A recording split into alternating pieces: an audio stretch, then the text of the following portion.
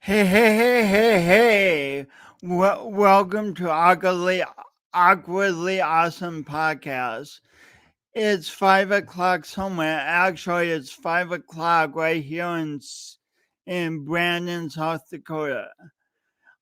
I'm Jason Freeman. I'm a speaker with a very unique voice and way of engaging an audience, whether virtually or live. Right now, I'm focused on speaking to junior high and high school students and helping them find direction during these distracting times we live in. To find out more, please go to jasonwfreeman.com. And that's not why we're here today. We are here because I have another guest with just a magnificently powerful message. So let's get to it. See you in a minute. Today's guest, Jenny Landon. I have just the brilliant Jenny Landon, who's also, I'm pleased to call my friend.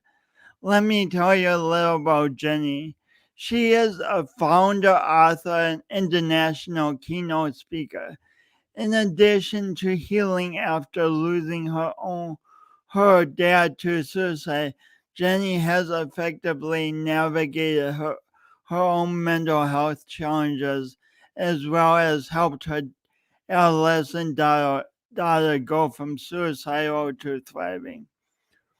For 20 years, Jenny has devoted herself to understanding suicide, discovering various modes of healing, and promoting wellness.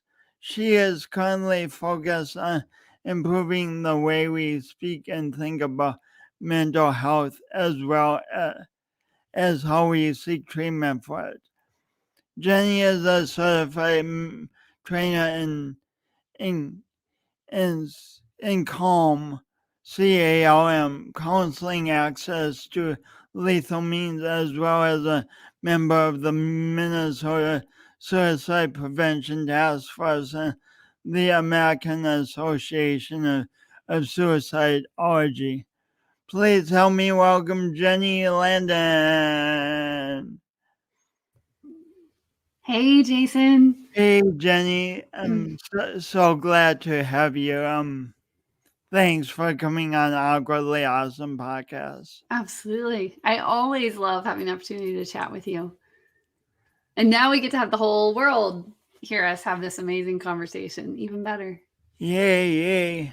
So want to hop right into it, or are you kind of shy? Should we talk about the weather for like 20 minutes? Oh, let's go the Minnesota route. Maybe even half an hour. Nice.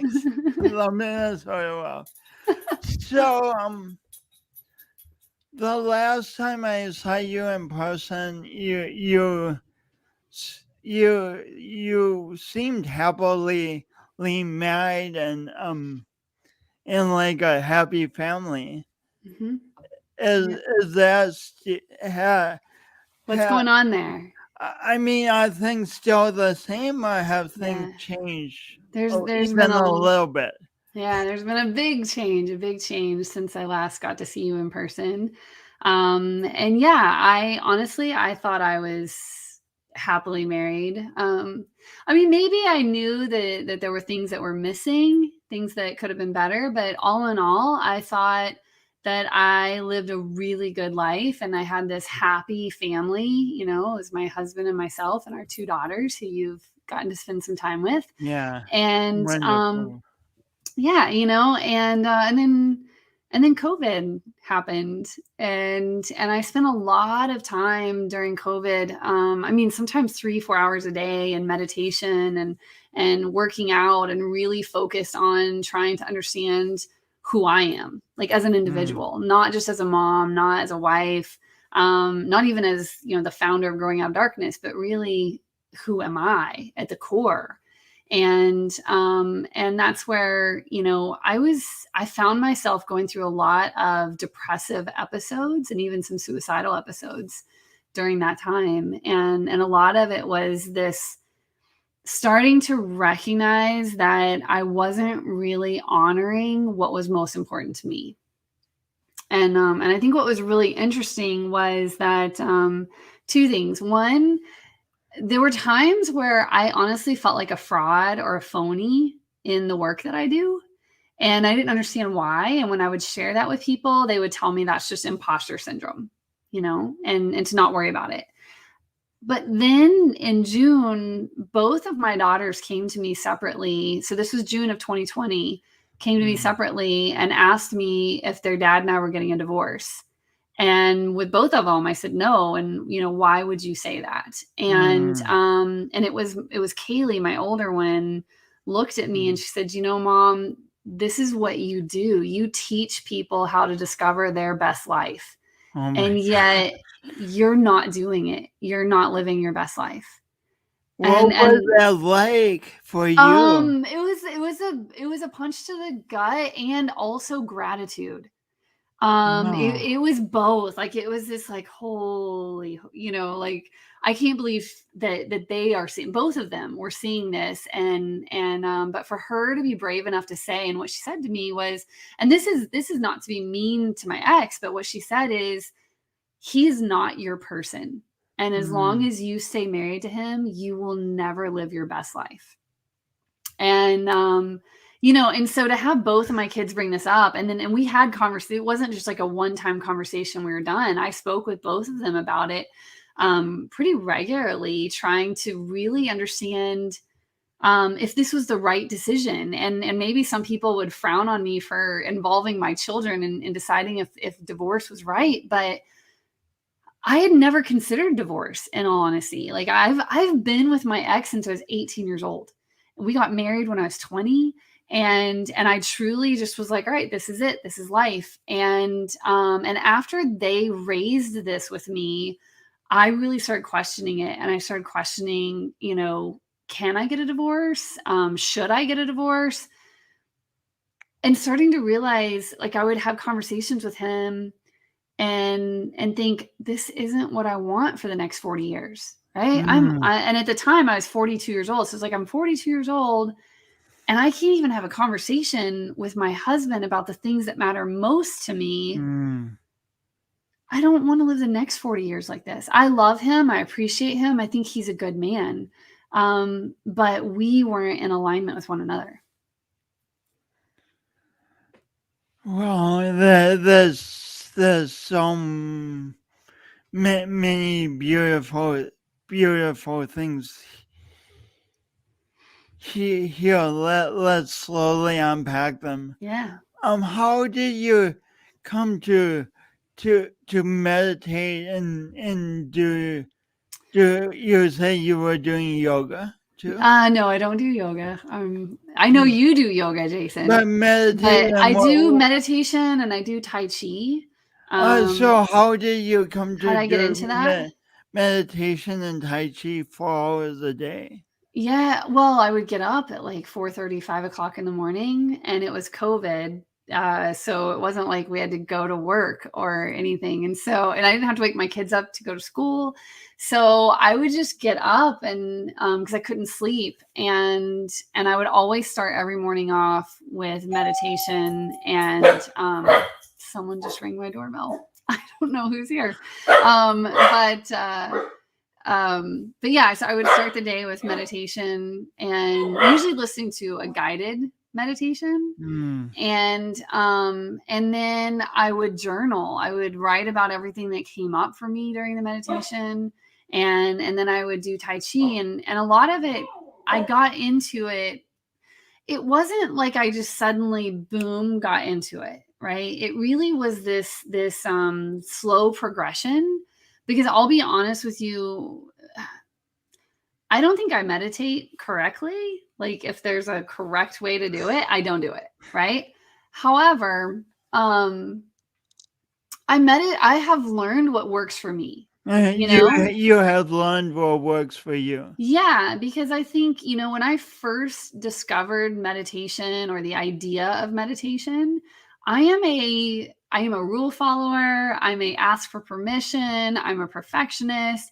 And what I found was all of those aspects of who I am were preventing me from really being able to get grounded, right? Because I was more worried about, am I doing it right, than just Mm, being in the moment. And I think one of the things that happened during COVID was like, screw it. I'm here. I'm gonna lay on the floor. I might fall asleep during the meditation. I might stay mm, awake. I don't know, but I'm just gonna go with it. And over time, I really started to resonate with different guided meditations and really with creating my own meditative process. And it changes, right? It's what I do today is not what I did 2 years ago. it changes. It evolves, huh? Absolutely. Yeah. So I definitely do more of my own. I mean, if you want to call it prayer, if you want to call it meditation, but I definitely do more of my own. So I probably spend about 45 minutes a day doing my own, just kind of getting centered, getting grounded, talking to God, the universe, my higher self, Mm, and asking for support. And then I do a 30-minute guided meditation now. So I still invest a lot of time yeah. into it. And I'm going to tell you, my 14-year-old and we joke about it all the time, because we're like, man, can you imagine what I'd be like if I wasn't doing that? Like, Mhm. I feel like I'm holding it together pretty well. But we do laugh about, like, both of my kids see the transformation in me, in who I was 5 years ago before I really got into this. I would say I used to be much more reactionary, and today I can have situations that are absolutely in the moment, can, like, to the outside person would look like, whoa, that is an out of control situation. And somehow in the moment I'm able to go, what do I want to achieve in this moment, and slow Mm, everything down, mhm, and be able to take the course of action that I think is going to be best for everyone involved. And mm, that is truly the power of taking the time every day to get grounded, and to be really in tune with ourselves. And if you want to hear a really cool story yeah, about how I did that, yeah, okay, you yeah, want to I hear a cool do. story? Okay. I want to hear a really cool story. Okay. So this just happened a couple weeks ago. So we'll back up by saying, my daughter has given me permission to talk about her situation, and the fact that, as you read in my intro, that we've been able to take her from suicidal to thriving, right? But that doesn't mean that every day is sunshine and rainbows. That doesn't mean that every day is just all joy and happiness. She's still a 17-year-old child whose parents got divorced. Even though she supported it, it still happened. There's a huge life adjustment. Well, a couple of weeks ago, she was in a really difficult situation. Like, stuff was going on at school that was really hard. And then on top of that, her boyfriend broke up with her. Mm. And she was really upset. And she was here at the house with me. And she's like, So two different things happening at once. oh, a lot of things happening at once. Yeah. And so we had been watching a show, and she just was like, that's it, I gotta go. And I was like, where are you going? She said, I'm gonna go to Dad's. And I could tell she was upset, right? And I was like, "Whoa, talk to me, slow down, what's happening?" And so she's kind of more yelling than anything about, just life and it being difficult and hard. And then she's going to go to her dad's house, and I'm saying to her, I'd really like you to stay here, right? I don't think your dad's home. I don't want you to be alone. And she's like, no, that's exactly what I need right now, is I need to be alone. I'm going to Mm, Dad's. Yeah, and so I know, and what I teach, is when someone is in a really dark place, one of the worst things that they can do is to be alone. So mm, I follow her outside, and I'm literally just like in my socks, right? Like pajamas and socks, because it's late at night. And she gets in her truck, but before she can close the door, I block it. And I'm standing in between the door and her. mm, And she's like, get out of my way, get out of my way. And I was like, no, I'm begging you. I want you to stay here with me, please. And so she starts the truck and she puts it in reverse and she floors it, right? I mean, basically like running me over. And so I jump in the truck and I'm in the front seat with her. And I think I took her by surprise that I jumped in. And so she slams on the brakes and we're like wrestling, and I put the truck in park, and I'm trying to turn the truck off. And I'm trying to get the keys out, and we're fighting over the keys. And all of a sudden in that moment, I'm like, what do I want to achieve? Right. I let her know by coming out here, by doing what I've done so far, I've let her know she's worth fighting for. But now I'm going to honor her request, because what I want most is for her to know that I love her and I value her. And so I stopped and I got out of the truck and I said, okay, if what you want is to go be at your dad's, if that's what you really believe is right for you, then I'm going to let you go be at your dad's.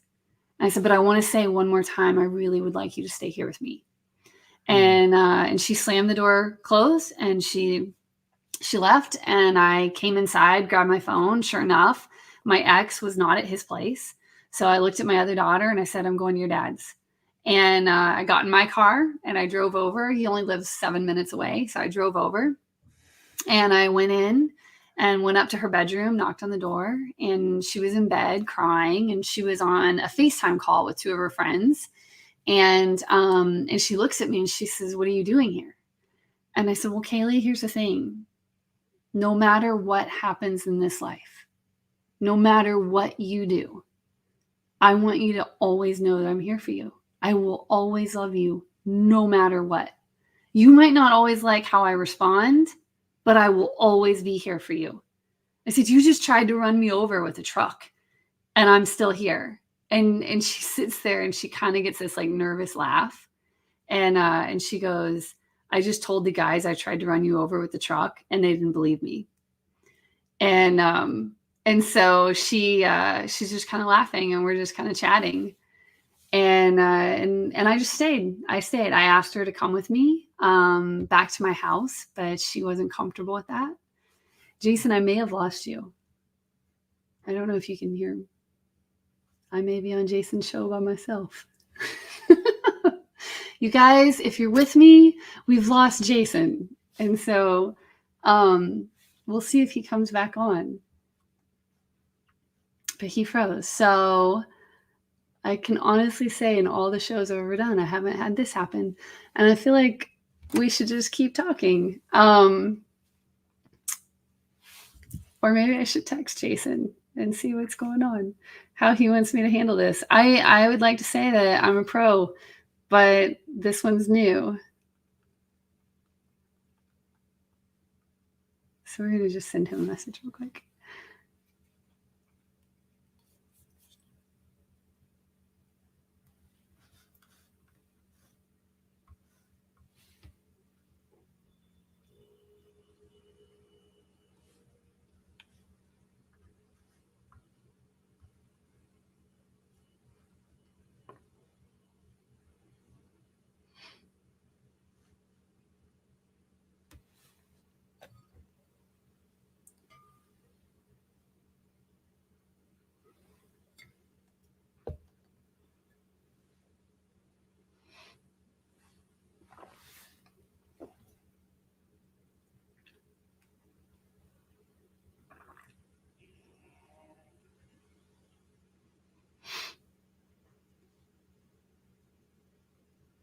Maybe I'll call Jason. I have no idea if this is live. I'm thinking it's live since it says it's live.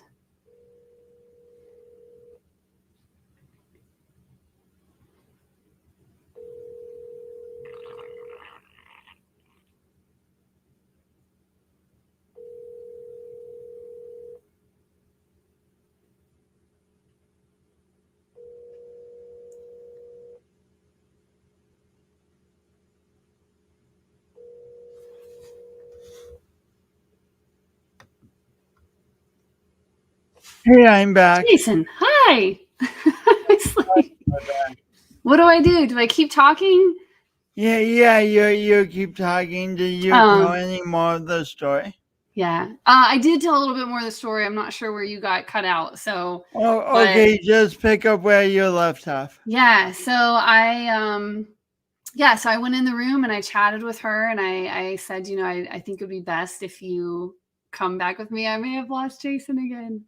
There you are. Hi. Yeah, And so I said, I wanted her to come back with me, and she said no, that she wanted to stay at her dad's. And so I said, okay, well, he's not going to be home for a while, so I'm going to stay here until he gets home. And I would then just every 30, 45 minutes, I'd go up and check on her and let her know I was there. And then once he got home, I went up and told her I was leaving. And, and I said, I don't want you to go to school tomorrow. I want you to come back to the house, and I want us to talk about everything that's going on, and let's figure out a plan. And this is something that I'll say to all parents who are out there who have kids that are struggling. This has been me. This has been my approach. And I don't ever tell anyone what to do, but I think the greatest thing I could have ever done for her was letting her know how much I value her as an individual, and that I will put my love for her and who she is as an individual above her academics. Right. So I don't care if she graduates, in all honesty. I mean, do I want her to? Yeah, I do. I want her to. But if I have to choose between helping her discover how to navigate life in the world, I don't care if she goes to another freaking global politics class. I really don't. I don't. I'd much rather her just recognize the strengths and the talents that she has, and being able to just navigate life and live her best life, than really care if she gets an A or an F in a class. It doesn't matter. In the big picture, what does it matter? I mean, how many incredibly successful people do we know who dropped out of high school or got their GED or barely passed high school because they didn't fit in? They didn't fit the mold. Yeah, and to you, it's much more important that she knows she's loved and that she's safe and that she goes to class and gets a certain grade. Right. And I mean, and look, the way we love people doesn't just mean we let them do whatever they want or act however they want. Right. So it's not as if I don't hold her accountable. It's just that I've started to recognize, what does accountability look like? What do my priorities look like? Is global politics really a priority for me? Getting a passing grade in that class with a teacher who they have had a horrible relationship for the last 3 years. That's a lot of the reason she won't go to the class. So I pick my battles. But you were holding her accountable. You said, I want you to come home tomorrow. And I want us to talk about this. And that's what she did. So what happened next? She came back to the house the next day, and we sat. I put my work away, right? Jason, you know me. I am so passionate about what I do, and I love all the work that I do. But my priority is making sure that the people closest to me know that they're loved and valued. And so when she got here, I put everything away. I sat down with her and we just talked. We talked about everything that was going on. We talked about possible solutions. We talked about, what are the different outcomes that could come from the different scenarios, and which direction do we want to go in, right? So she knows she has a voice. She knows that she's valued and appreciated, and that the path she's going on is one that she's choosing, right? And she's getting guidance. She's getting direction from me. It's not like I'm just like, yeah, here, do whatever you want, sleep all day. It's like, no, we're not going to sleep all day, but we're going to figure out what are the steps we need to do to get you back on track. Because right now, this is a hard year for her, coming out of the last year and a half of being in quarantine. I mean, she never went to school last year. They were online for the last year and a half. And going back to in-person has caused a lot of anxiety and a lot of stress. And that's on top of all the other things. All the other things, right? Yeah. So if anyone who's on has comments, please please chime in. We love comments. I love comments. You may love comments. Maybe you do. Yes, I do. Sorry, I just saw someone did chime in. Tiffany, do you want to read her comment? Yeah. So. I can. Oh, do you want me to read it out loud?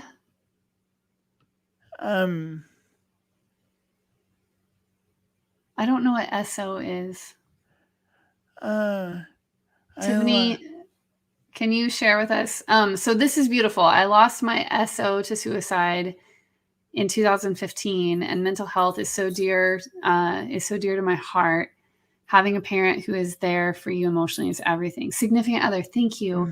I don't speak abbreviated language, so I appreciate you explaining that. So yes, I am so sorry to hear that. And for anyone who is watching and has lost someone or knows someone that's lost someone, or just also facing challenges with their mental health, please know that I do have a book called Growing Through Grief. And it really is my journey of the steps that I went through to heal after losing my dad. And I started Growing Out of Darkness to be able to donate copies of that book to anyone who requests one. So you can go to the website, growingoutofdarkness.org, and you'll see on the bottom of the homepage that you can request a copy. So please feel free. Anyone can request copies. But Tiffany, thank you so much for your message, and my heart goes out to you. And yeah, for me, one of the things that was so difficult in losing my dad is he was my everything, right? I didn't just lose my dad, like this person I called dad. He was my stability. He was my safe space. And when I lost him, I felt like my whole world just collapsed. And so my journey in healing really didn't fit the mold as far as what most people go through, because I was actually getting my degree in psychology when he died.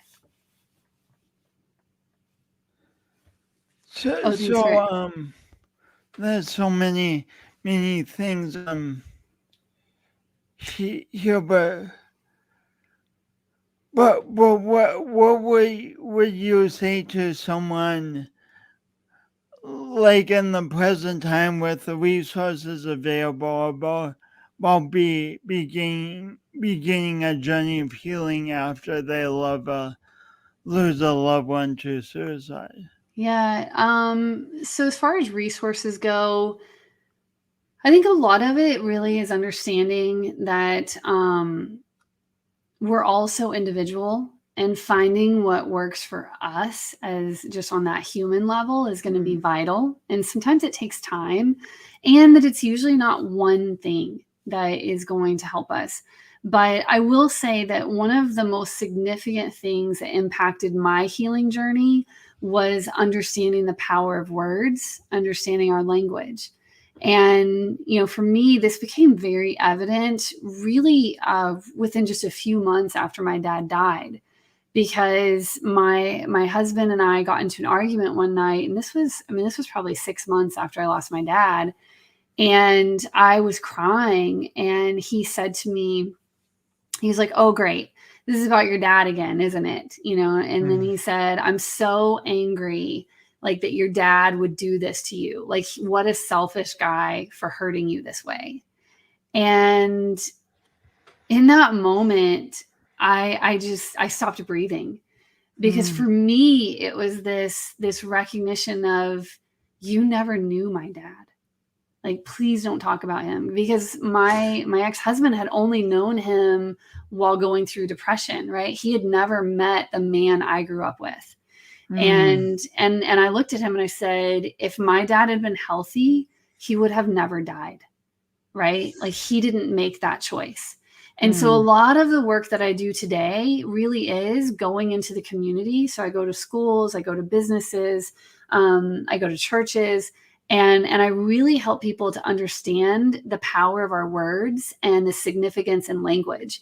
And you'll hear a lot of people talk about the stigma and how we need to end the stigma.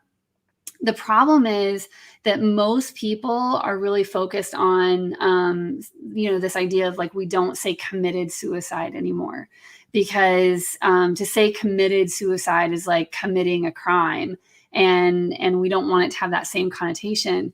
And I know there's a lot of people who believe that, but that's only the surface level. Like, if we really dive into what is the stigma associated with suicide, the real stigma isn't that people feel ashamed.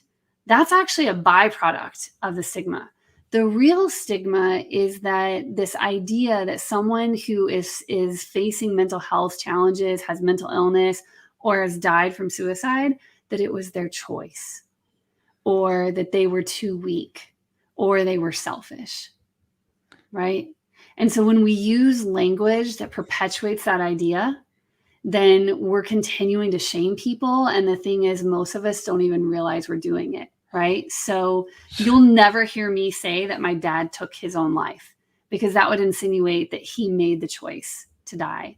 And I would argue that he did not. So how do you talk about what happened to your dad? Yeah. So what I say is that I lost my dad to suicide, or I that, lost my dad to suicide. yeah, just like if someone lost their dad to cancer, right? I lost my dad to suicide. That wasn't his choice, you know? And in fact, a team that I work with for my organization, we actually even went in and we wrote a new definition for suicide, because the current definition perpetuates the stigma that this is a choice. And what we really try to help people understand is that when someone gets to that point, they have lost the ability to make rational choices. And not only that, but that primal instinct to survive that is so strong in all of us is broken, right? Like, we have to really think about that. For someone to be able to die from suicide, something was very wrong.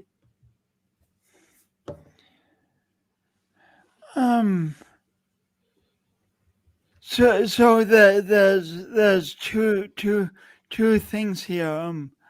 Like, I want to get into what we do if we know someone who's in trouble and might be contemplating suicide. Yeah. But first, what we started off the conversation with was proactive things, like you realizing that a marriage wasn't serving you, even though you were happy, and you sensing that your daughter was in a tough place, and taking proactive steps. So I can actually cover all of that for you, Jason. So what I before we got on the show, I was talking to you about how many people are living a life that they're comfortable in, right? Maybe they actually aren't happy, but they're not unhappy. And I was telling you, and now I can't even remember if it was only on the show or if we talked about it here, that, my kids pointed out to me that I wasn't happy, and that I wasn't living my best life. But what's really interesting with all of that was I had everything. I was telling you before the show, I had the almost 9,000 square foot house. But a little of it was an unfinished basement. Yes, there was a layer of unfinished basement, so it wasn't actually 9,000 square feet. But it was on 3 acres, and I have beautiful cars, and I had first class plane tickets, for my vacations. And for me, I grew up with very little, right? There were 6 kids in my family. My dad made $50,000 a year. We struggled to make ends meet. And so then I met my husband when I was only 18 years old. And we really built this life that I can say to you was a great life. It was a great life. And yet I wasn't entirely happy. And then my kids pointing it out, and it was just like, why? What is going on? And I felt guilty all the time, because I thought that the reason I wasn't happy was that I wanted more. And then I realized it wasn't that I wanted more. It was that I wanted different. It wasn't that I wanted more. It was that I wanted different. Yeah. Yeah. So when I was telling you that I started out with all these meditations and writings, one of the things that I would write about was that in one of my meditations, I asked myself a question, like it came to me, this question. And it started out with a statement, and it's knowing that I do not have control of the people, place, and things. What do I want to experience in this life? Okay. So it's not about the people, Wow. place, or things. So I sat there and I had this big dry erase board, and I wrote it out, and it was like, I want to experience compassion, gratitude, soulful connection. I want to face adversity with dignity and grace. I want to know I made a difference. Laughter, and so I just would like write all these things out. And every day I would either sit there and read that board over and over again, or I actually have this journal that Wonder, what does this say? it says Wonder, which way am I going? Wonder Mom. So instead of woman, it's Mom. Yeah. So my niece gave me this for Mother's Day. And honestly, like I just have like I'm going the wrong way, but like just pages and pages of things that I've written in here. And at the top of each page, I would write out questions to myself. And a consistent one that I would ask is, what do I want to experience in this life? And what I started to realize was my list of things I wanted to experience was not the same as my husband's. Not like judging your husband's list as bad. Right. Correct. Just saying it was different, right? Correct. And then what I'll say too is, so we made the agreement. We weren't fighting. We weren't hating each other. But I would go to him and say, I need to have these conversations. I want to have these conversations. Like I need more from you. I want to talk about meditation. I want to talk about my soul. And he did not. And the more we started to realize that the things that were most important to me were things that made him very uncomfortable, and this wasn't going to change, that we made the conscious decision. I mean, we sat down and had the conversation and said, I think divorce would be best. Right. And so that was in September of 2020. And so even though I knew it was what was best, you guys, I've been with him since I was 18. I've never had a paid job. I've never paid the bills. All of a sudden I'm like, oh, holy hell, my whole world just flipped upside down. Right. Like, I don't know how to do any of this. And I was scared. And so there were multiple occasions where I would say to him, out of fear, I would say to him, let's reconsider, right? Maybe we should try to make it work. And in February of 2021 was the last time I asked him to reconsider.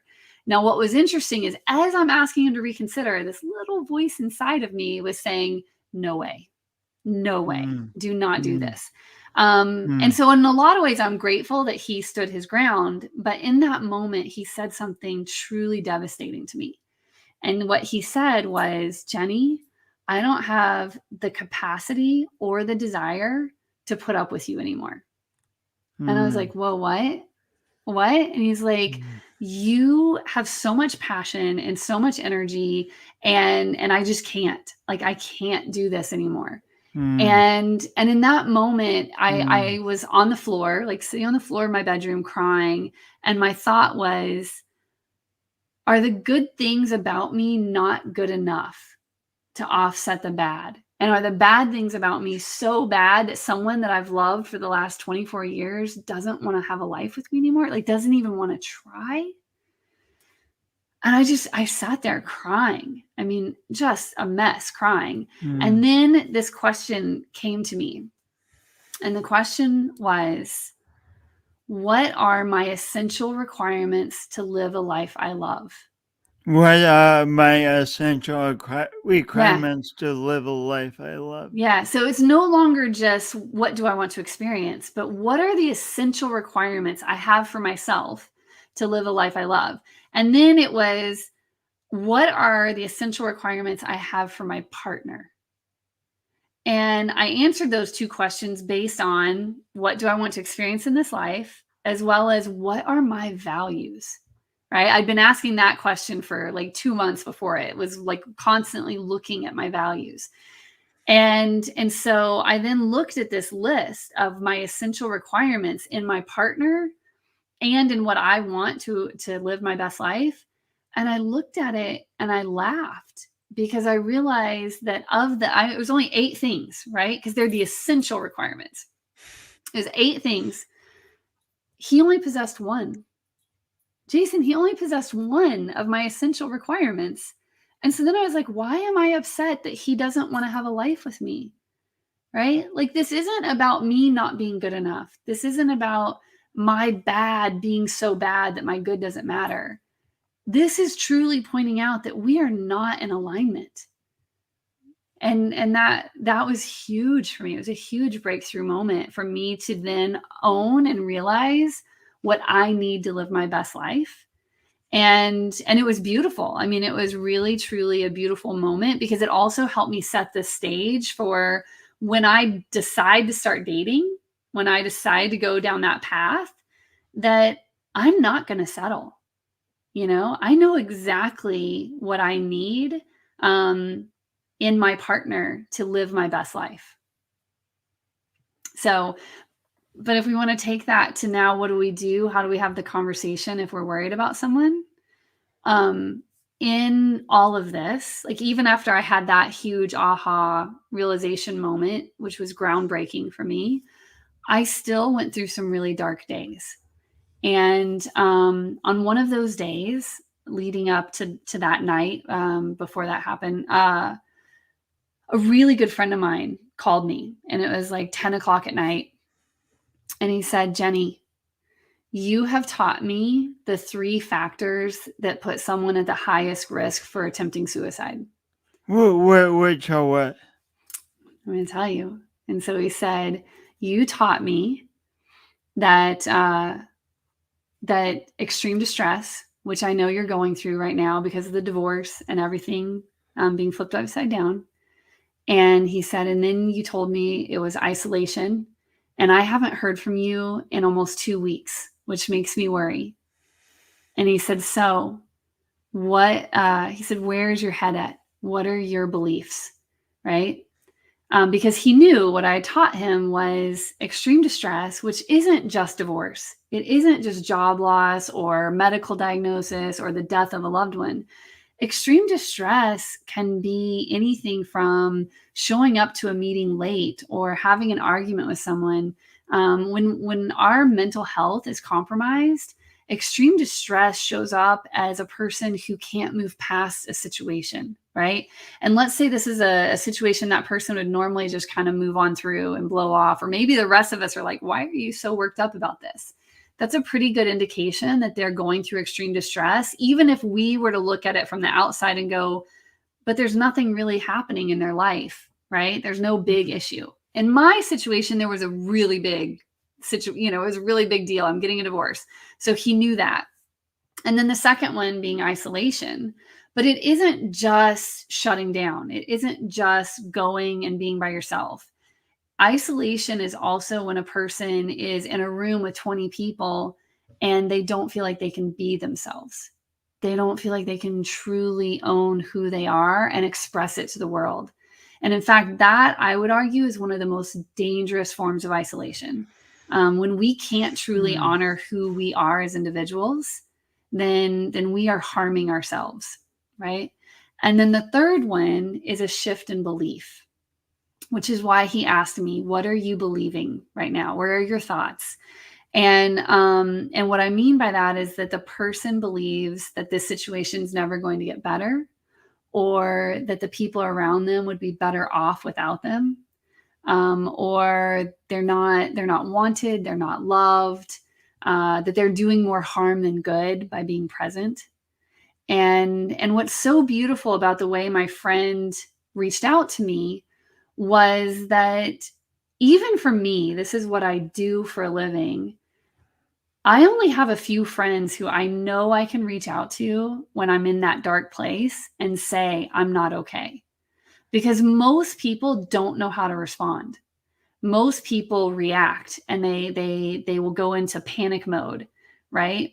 And what I can tell you is that when an individual is in that state of mind, when they are really struggling, what they need more than anything is to know that they are loved, that they are valued, that the people want them to be around. And not just because they're suicidal, not just because they're struggling, but because you genuinely care for this person. And that gets back to your story with your Yeah. daughter. Right. And so that's everything that I do for my children. If I sense that there's something going on, if I am concerned for their welfare, I'm not just immediate like, oh my God, do I have to worry she's suicidal again? Oh my God, do I need to get her to a hospital? In fact, for me, that's the last place I would take someone that was going through an episode, a depressive episode or a suicidal episode. Because one of the things that we have to realize is that having thoughts of suicide is actually very natural. It's a normal response when we are overwhelmed, when we are experiencing distress. It's just a very natural thing. It's part of the way that our body communicates to our mind. There's something wrong, right? There's something that needs to be addressed. Now, the question is it something internal within ourselves, right? Is there a hormone imbalance? Is there a vitamin deficiency? Are we not in alignment with our soul? Are we not in alignment with our values? Or is it external? Is there something in our environment that's causing us harm? Let's finish up the story. Yeah. Story with your friend. So my friend, what was so beautiful about him reaching out to me that evening and saying, like, you taught me these 3 things. And then he said, so where are your thoughts, right? What are you believing right now? And in that moment, I knew I could be honest, right? And I said to him, I'm not okay. I'm really not okay. And so he said, do you want me to come over right now? And I said, no, it's late. And he lives about 45 minutes away from me. So I was like, no, it's late. And he said, okay, then I'm staying on the phone with you. Let's talk. Now, what was so beautiful about that was that by him genuinely being invested in me, his friend, he pulled me out of the isolation, right? By staying on the phone and talking to me, he pulled me out of that. He also gave me a safe space to openly talk about the things that were causing me to feel distressed, which alleviated some of my fear and some of my concern. By alleviating both of those things, right? By reducing my isolation, reducing my fear, he then helped me get back to believing that my children still need me, right? Believing that I have value, believing that I belong.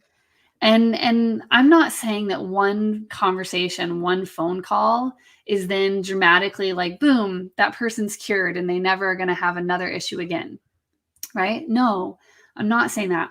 But what I am saying is sometimes all it takes is a meaningful conversation to help someone get back to stable footing, right? And then once they're there, if they are continuing to face challenges, what do we need to do to dive deeper, right? So with my daughter back in 2019, when she attempted suicide, we ended up adjusting about 17 things within our household, specifically for her to help her go from suicidal to thriving. Right. So we had to look deep. We had to really be able to look at, okay, physically, what's happening? What's going on that we can adjust? Mentally, how can we support her? And now emotionally, what do we need to do there? Right. How long did you and your friends stay on the phone that night, do you think? It's probably about an hour or so that we stayed on the phone chatting, and that's all I needed in that moment, right? To get grounded. And then I have a lot of protocols I have in place to maintain my wellness. And so I go and get acupuncture. I go and get Reiki. I meet friends and go for walks. I work out. I meditate. I'm aware of how food impacts me. So I just had to be very conscientious of my everyday. And what one of the things I teach people is this isn't simply a matter of wellness versus illness, right? And wellness actually does truly require us to pay attention and have intention. It's not just a given, And so having that attention of how our body's responding to things, that just awareness, and then setting the intention to be mindful, to take on activities and interact with people that are really good for us. It all adds up. I was talking to someone today, and he said, it's amazing to me how many little things that seem so insignificant, when you put them all together, truly impact one's wellness. And it's everything from, getting enough sleep, to staying hydrated, to eating, foods with nutrition and not just always fast food on the go. And they can seem small and little, but they all make a difference. They all accumulate to create wellness. Yeah. And in some ways, you look at that from the flip side, and you have someone who is facing a lot of challenges, and it's just like, I don't even know where to start, right? I don't know where to begin. I'm so overwhelmed because it is a lot of little things I have to adjust. How do I do that? Where do I start? And that's where it really does. It takes a village. It takes a community of people, right? It takes connection. Because I can tell you that when I've been in some of my darkest places, I've needed that phone call. I've needed a person to step in and say, Jenny, we're going to get you here. We're going to get you to a level where you then can do things on your own. But sometimes when we're in such a dark place, it's impossible to pick ourselves up off the floor. Speaking of that dark place, what do we do if someone's like suicidal, and we know they have a plan, and they're just not open to communicating with us? Yeah. What can we do to keep them safe? So this is always a tricky question. And what I would say is, first and foremost, I've learned, in all honesty, that the greatest tool we have to help ourselves and others is love. So as I mentioned earlier, a lot of people tend to react if they realize that someone is suicidal. They go almost into a panic, fearful state. And it's this, I'm so afraid. I'm afraid of what's going to happen. What I would encourage people to do in that moment is take a step back, right? If you can get yourself centered and focus on loving this person, right? Not taking it personal, not blaming them for being in this situation to begin with, not trying to fix them because they're not broken, they are hurting, right? And there's a lot of things that could be going on that's causing them to feel the pain they are. But if we can just take that step back, and really the biggest thing is, do not take it personal. When someone is really struggling, a lot of times they lash out or they shut down and they won't communicate. And here's why, Jason. I can tell you, like, honestly, in 2020, I had more suicidal episodes than I've ever had in my entire life. And the one constant theme every single time was feeling unworthy. At the root of every episode, I did not feel worthy of anyone's love, not my own and not anyone else's. And so that is where, for me, it's so easy to get knocked out of balance. It's so easy to actually face challenges and to feel alone. And especially given today's society and the way that we operate, everybody keeps talking about connection. And yet I feel like social media is like, it's the most connected yet disconnected community I've ever been in. We can access each other at the tip of our fingers. And yet, how often is it really meaningful? how often is it really from the heart? And do people feel like they can be their true selves? How often does it open the door like your friend opened for you and he called you that? Yeah. And he was right. I hadn't reached out to him in like 2 weeks. So he reached out to me to say, I'm worried. I'm concerned. And sometimes, Jason, it's beyond our control, right? And when we can really understand that this is due to an illness or an imbalance, right? That what we can do is love that person. And what we can do is love that person. Yeah. And then that way, like with my dad, for a very long time, I blamed myself for his death. I was upset with myself for not doing enough and not being there. And a lot of it was because I didn't understand. I didn't understand what happened to him. I didn't understand what had caused his death. But once I started to understand it, I was able to forgive myself and to know that I wasn't responsible. It wasn't anything I did or didn't do. No one knew how to help my dad at that time. And people ask me all the time if I wonder, if I spend time thinking about what I could have done differently for my dad. And my answer is always the same. And it's no, I don't. Right. But I do spend every day thinking about how I will handle the situation differently for the people I love today. Right. What can I do to support them? It doesn't really serve me to stay focused on what happened to my dad and like what could I have done differently for him, but I can learn from that situation. And I've learned from him and to the point that I can honestly say that while I miss him and I wish that my kids could have known him, his death is the greatest blessing of my life. His death saved my life. And I believe it saved my daughter's life. And so, I honor him every day with the work that I do and with trying to help other people understand the pain and the reality of what a person is going through in those moments and what we can do to support them. So, I know people will want to reach out to you and how do they connect with you? Yeah. So you can always go to the website, growingoutofdarkness.org, and my contact information is on there.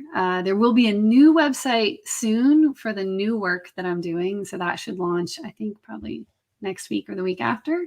And that's so Growing Out of Darkness is my nonprofit, and that's really focused on supporting individuals who have been impacted by suicide. And then my new organization is called All That We Are. That we are.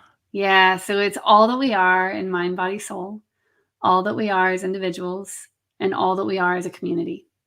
And so that's what it means to me. And so that website will probably launch within the next 2 weeks. And that one is really focused on providing the education on, how are we talking about this with our family members, with our friends, with our communities? How are we responding?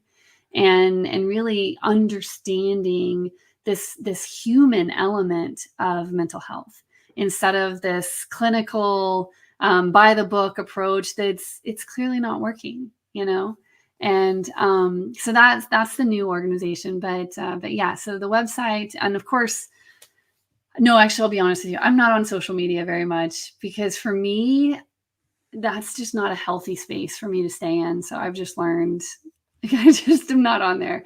Jason has to text me and say, Jenny, I posted. So I'm like, oh, okay.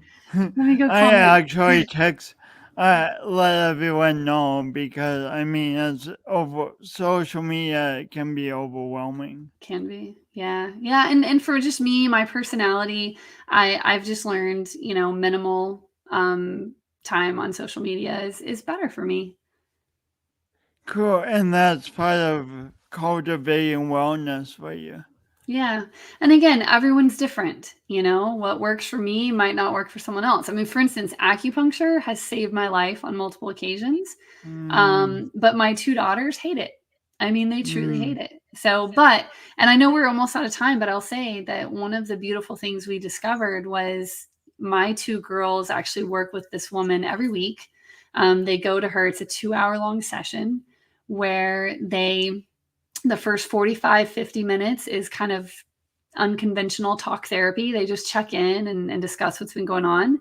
And then the next 50 minutes, they're on a massage table where they receive a combination of Reiki, healing touch, and Native American practices. Holy cow! Yeah. Amazing. It's amazing. This woman is wonderful. And she just intuitively, she'll just do whatever that person needs that day. Dude. And then the last 10 minutes is just another check-in. Like, here's what we discovered in the session today. Let's talk about it. And then let's talk about, your goals for this week and how you're feeling as you leave. And like I said, both of my girls see her every week. They love her. There's been such an amazing friendship connection between her and really our whole family, and what she's been able to do for them. Wow. Yeah.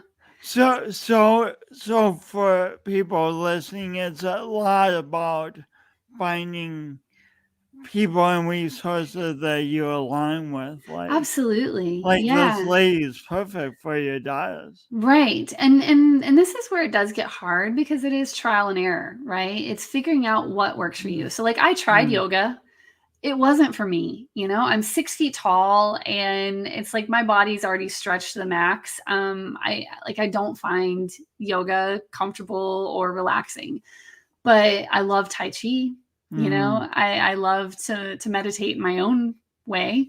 And so it really is finding what works for you. And also I would say avoid extremes, right? So, there's a lot of people that'll be like, oh, you have to be vegan or you have to be keto or you have to be this or that, and listen to your body, right? Listen to your body. Yeah. Last question. Yeah. I talk about the power of doing our imperfect best. What did that phrase mean for Jenny Landon? It means to be authentically me. Yeah. Wow. Powerful. Thank you. Thanks so much for being on, and thank for the work you do and for creating a more healthy, holistic conversation about stuff we all go through, but often stuffed down because we feel it's taboo. The work you do is courageous and very valuable. Thank you. Thank you, Jason. I always love catching up with you, and this has been wonderful. Thank you. You're welcome. Bye. I say this every week, but I get to do this as part of my work. I mean, gosh, so inspiring. We reach out to Jenny Landon. She's a fond of. I'm not saying this right, but anyway, she has a lot of personal experience. She has professional expertise, and as you can tell, she's just a really good person. So thanks for tuning in to Awkwardly Awesome Podcast. See you again next week for another episode. And here we go with the ending part of that. And this is not smooth. Just a disclaimer. But oh wait. Okay, it's here. Bye.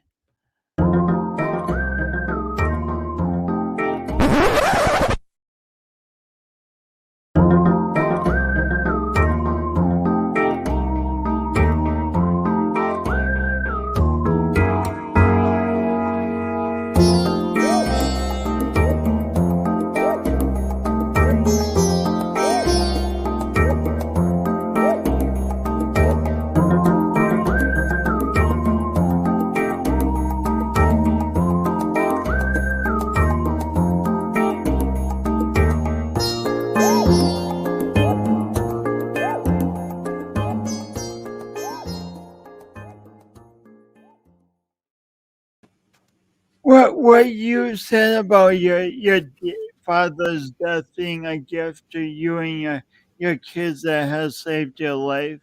I mean, Yeah. it was so amazing, and there was so much to. Mm. I mean, there's so much to talk about with that, but I just didn't want to go No, I there know. because I knew it would be another I half know. hour. I mean, it's such an important thing, but just didn't want to do I that for understand. but what a phenomenal thing to be able to say at this point in your life. Yeah, no, I appreciate it. And it's true, and it's something that I actually realized, I would say it was probably about 14 years after he passed. So it wasn't something I knew right away. But about 13, 14 years after he passed away, I started to realize that it was because of his death